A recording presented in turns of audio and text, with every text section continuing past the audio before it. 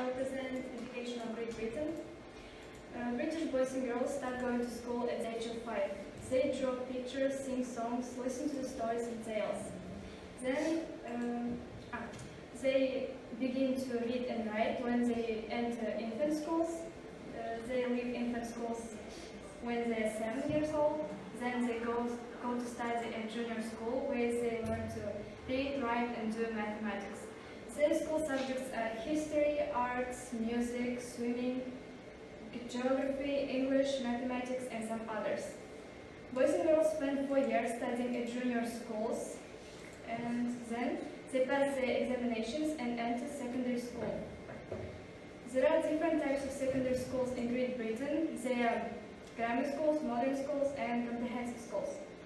Students attend secondary school from 11 till 16. They don't study on Saturdays and Sundays. In modern schools, students don't learn foreign languages. In grammar schools, they receive better theoretical education. And the other type is comprehensive schools, and almost all secondary pupils go there.